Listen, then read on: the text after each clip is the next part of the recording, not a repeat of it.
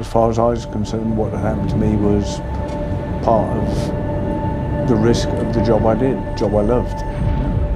It's just something that might happen. Yeah, no, it's nice. And got the books just behind.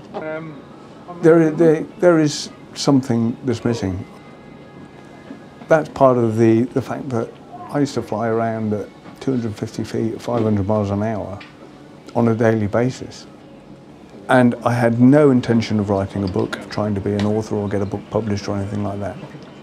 All right, I'll see you later. Yeah. We were briefed up to go off and carry out a training sortie. So we were training baby pilots and navigators that were coming through. So I, as a staff navigator, would fly with the student pilot, and staff pilot would fly with the student navigator. And we go up and teach them how to fight. And we were training to do what we call a bounce. Okay, morning guys. Today we're going off to do some air combat in the overhead. We've been given the height block 10,000 to 40,000 feet. But here I am. It is very exciting actually to write a book and see that book on the bookshelf in a bookshop with your name on it is exciting. Coningsby are operating on runway 25, minimum separation distance of 1,000 feet at the merge. To that end, Gold 1, you'll take a height sanctuary of the odd heights, Gold 2, even heights. All the rules of combat have been covered, so if there's no further questions. Any questions? Nope. No. Let's do it.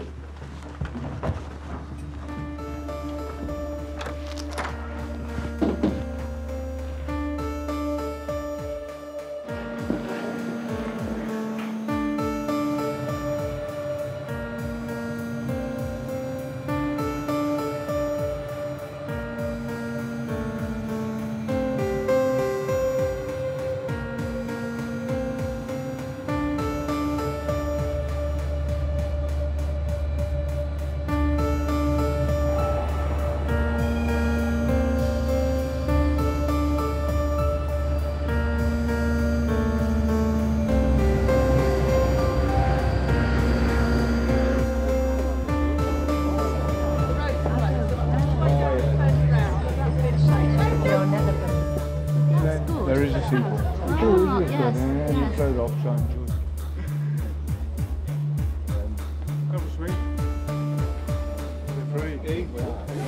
What inspired you to write the book then? Well, basically I was learning to use a word processor back in '93, something like that, and I started.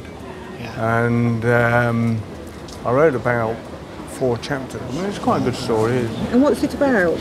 I was in the services in the Royal Air Force and the Royal Navy, and I've used those flying experiences to allow me to write the book. And the places I've gone in the forces and everything else, all the different places I've been to have allowed me to bring those experiences into the book. And then I've tied fiction around that. So have you put yourself in it? I haven't put myself in it sort of named, but I've built my main character. Let's put it this way, my main character is 6'2", steely grey eyes, square jaw, good looking, woman magnet. Okay. So, no, it's not me. How long did it take you to do this? Oh, about 17 years in total. But that's because I started it and left a huge gap before I finished writing it. Golf formation, roger, taxi, runway 25, 31009.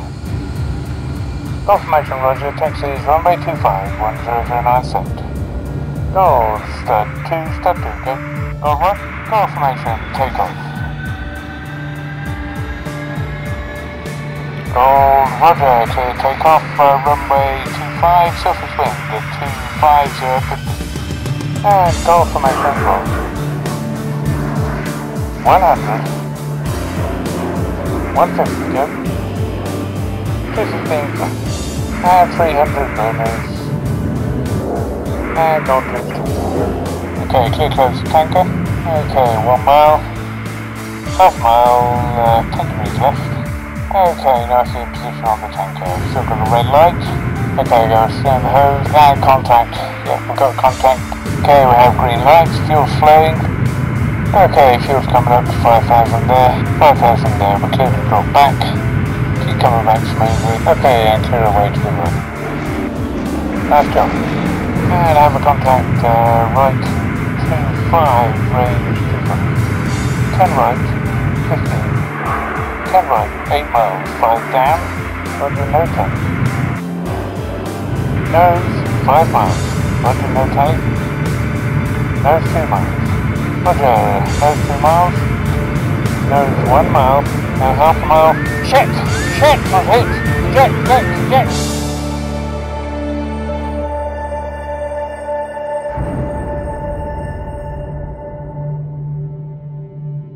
Once the pilot becomes visual, then it becomes a visual dogfight.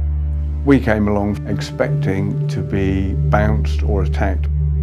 Unfortunately, an error of judgment between the two pilot and the two aircraft collided, wing to wing, head on at about 1,000 miles an hour closing speed. Our aircraft was rolling in pure roll at a phenomenal rate, 1.5 times a second. So when we came out of the cockpit, I was thrown out of the side of the seat straight into 500 mile an hour wind. The wind got under the front of my helmet, ripped my head back, which pulled my neck apart. The stitching on the strap that was holding my helmet to my head had a fault in it. That fault meant that the helmet was ripped off my head rather than my head being ripped off my shoulders. And I was unconscious from that point.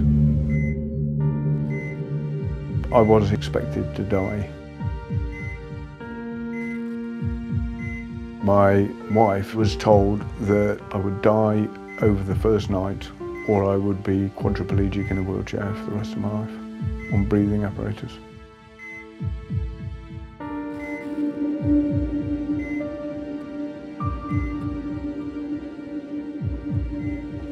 In '96, so way back now, 15 years ago, I had a mid-air collision between two F3s, and that's why I left the Air Force. So I got mangled up during the ejection and broke my neck and brain injury and fractured skull and collapsed lungs. I'm very lucky. And that was written before I had my own flying accident.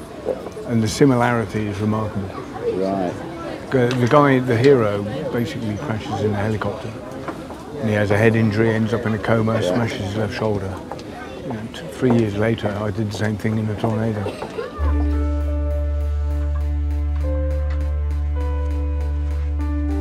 Hi, Ian, how are you today? Hi, Ben. Not too bad, thank you. So we'll have a look at the range movement we have in the knees, okay? I was hospital for so long, initially because I had trouble talking. I could hardly walk, and I had to be retaught to walk. I was seeing a physiotherapist 3 times a week for the next 3 or 4 years. My left arm was ripped out of the socket to the extent that left arm was paralysed for about 2 or 3 years.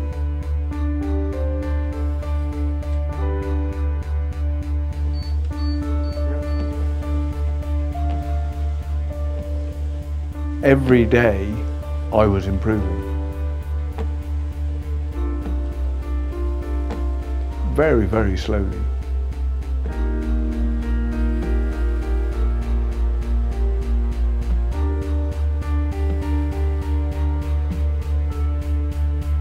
Try a bit faster.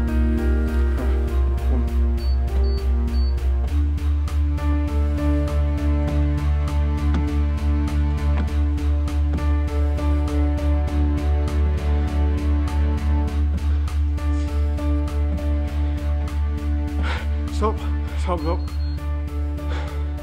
Basically undergoing all sorts of therapy to get me back to what you see today.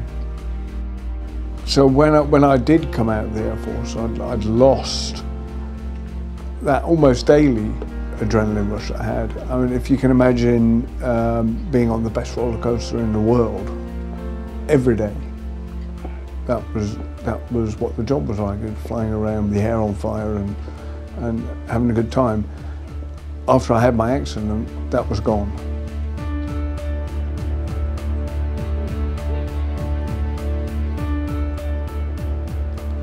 And I guess in a way it's led into what I've decided to do, which is some writing, because that book is full of action. It's not a very complicated story, but there's lots of action in it, and I will now tell the stories rather than be in them.